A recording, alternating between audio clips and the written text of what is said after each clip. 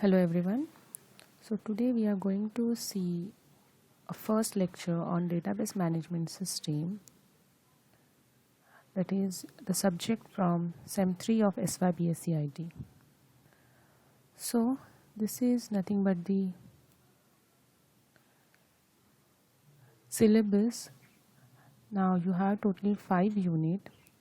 Okay, so we are going to start the first chapter of the unit number 1, that is introduction of the database and transactions.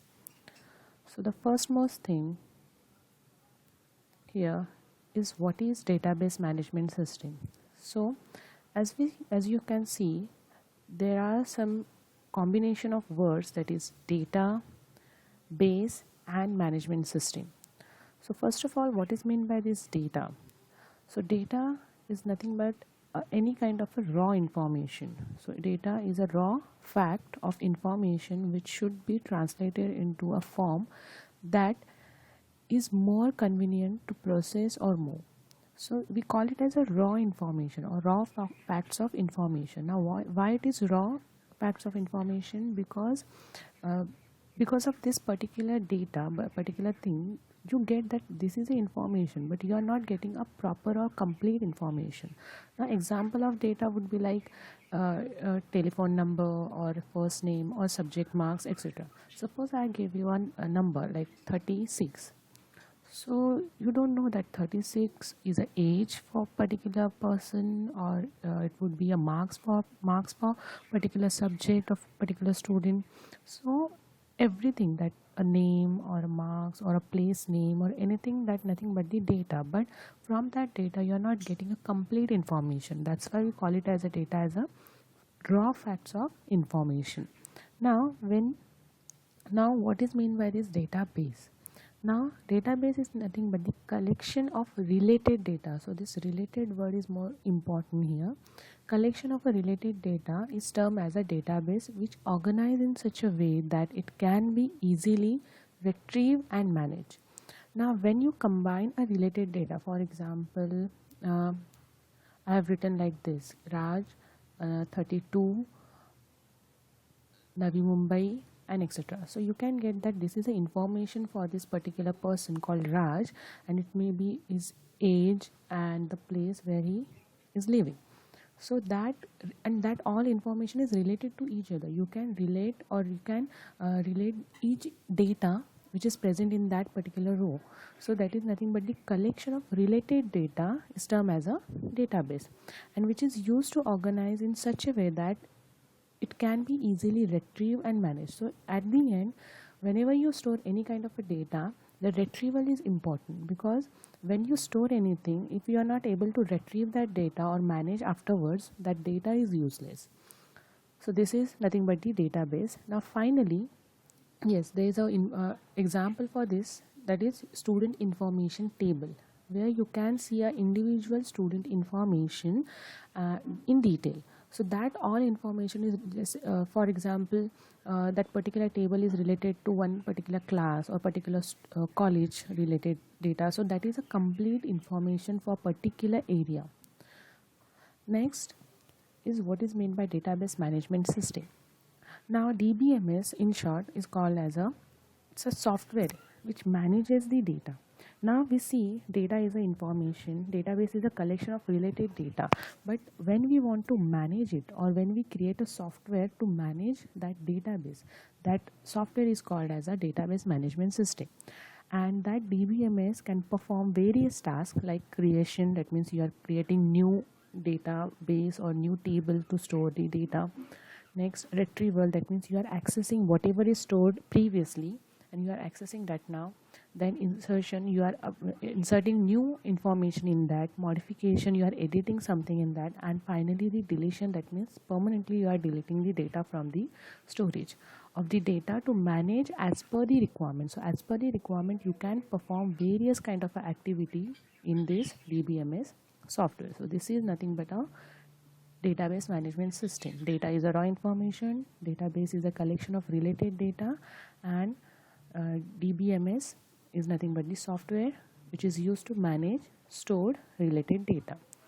Next, why we need this database system?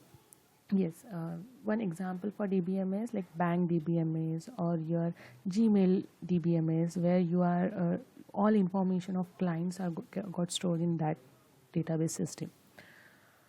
Yes, database is designed to manage large amount of data by providing security from accidental crash of system and unauthorized access. Now these two are the important feature why we are using this DBMS system. Why? Because while the transaction, it may be a power failure or it may be some reason because of that your transaction is incompleted, remain incompleted.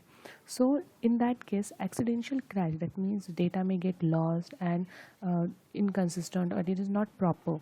So in that case, database system or DBMS system is allow you to manage those kind of a situation. Also it provides you the unauthorized access. See, while doing the logging to your Gmail or Facebook account, we have username and password. Okay, using that username and password, you are allowed to access your data only. So that particular thing or that particular access, only authorized user are allowed to access that particular account. So that particular accessing part is also provided by this database management system. Yes, the example for this, the failed transaction of bank system. Suppose you are transferring some money to account number B. Your money get deducted from your account, but that particular B account is not credited by the deducted amount. So that is the power failure, or that is the your transaction is not completed. In that case, this DBMS system is allow you to manage that particular situation. Now next thing is purpose of database system. Why we need this DBMS? Now as we all know that we have used the programming language. Okay, in that programming language we have a mechanism to store data, that is your variable and arrays. So using this variable and arrays we can store the data, right? So then you will ask that why we need this database system then.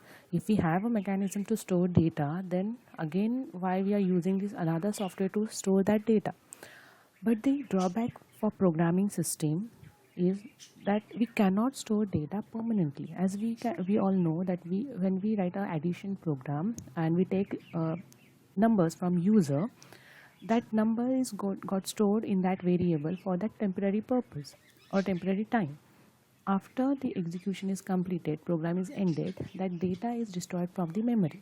That means you cannot store, or you cannot store a large amount of data in your using the data using the variables or arrays using programming language. So for this purpose we have to use this DBMS for storing and managing. So managing is the main purpose for to use the database system, the data. Then when the application is executed on client side, the client or user interact with the interface of the application which is created in the programming language. So why we have to use the programming language? To develop the GUI. When you click the button, when you submit, when you apply for something, so whatever the action done by the user, that action catches this front end. We call it as a front end, which is actually visible to the user. Okay, and that particular GUI or visible thing is created using any kind of a programming language. Now the database always remain on the back end, is never shown to the user, because we never know what kind of database is Gmail is using.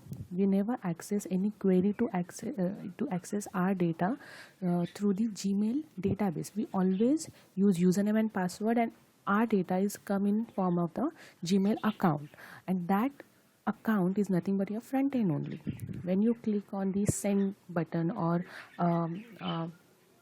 inbox button, so that kind of information comes in front of you. So that particular thing is developed by programming language, but the data comes from the database, Gmail database, and that got stored inside the Gmail database at the back end side. So because this is not shown to the user side, so it is called as a backend, while programming language is termed as a front end. So this is the purpose of the database system. So main purpose is because programming languages are not able to store large amount of data or a permanent kind of a data, which DBMS provides us, and also to manage a particular data or to access a particular data, we have to use DBMS system. Now initially, before DBMS system, we have a traditional file processing system. Now we all have used this file processing system. If we have a operating system on our PC, Windows and everything, so that particular operating system is using a file management system. That means, see the example here. We have several folders which is dedicated or which having a particular type of a data only. Now first we will see what is this traditional file processing system. So traditional file processing system is a computer based system in which all the information is stored in various computer files. That means data is stored in a form of file. So here you can see your data is stored in a notepad file format. Now all the files are grouped based on their category. So see, you can see in this folder, class 5 folder, you have a class 5 students data only, that is section 1 and section B likewise, but you have only that class related data. Or if you have your own folder in your Windows, then you have your own data in that folder only. Next, the file used to have only related information and each file is named properly. So that naming convention is depending upon the user who is using that particular file. Then as we can see the above example, sample file has a student information, okay, and student file for each class were bundled inside a different folder to identify it quickly, okay. So we have this traditional mechanism to store the data initially, but right now we are not using this traditional way to store the data because we are using DBMS system. Why? Because there are several drawbacks of this traditional file processing system, and this is most important point, that we have to define what kind of drawbacks of this using this file processing system, because these are the drawbacks. Because of that, we overcome all these drawbacks in DBMS system, so that whatever we are going to see now, right now, those are the advantages of DBMS system. So here we are actually seeing the two answers, that is drawbacks of traditional file processing system as well as the advantages of DBMS system, okay. So the first disadvantage of traditional file processing system is data redundancy. Now what is meant by this redundancy?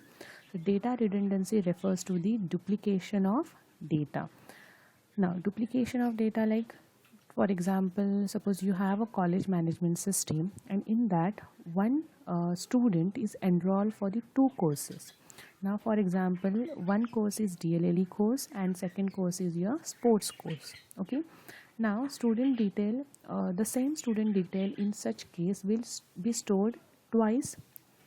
That means DLLE teacher or DLLE faculty also store the information of that student. Same, the sport teacher also store the information because that student also enroll in that particular department. So every department managing their own data in file processing system, like this format. So may have a DLLE folder and we may have a sports folder.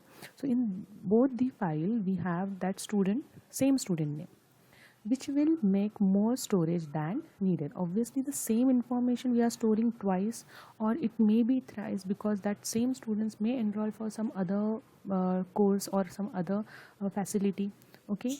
Next, data redundancy often leads to the higher storage costs and poor access time. So as we know, the storage as the storage increase, your processing time decreases.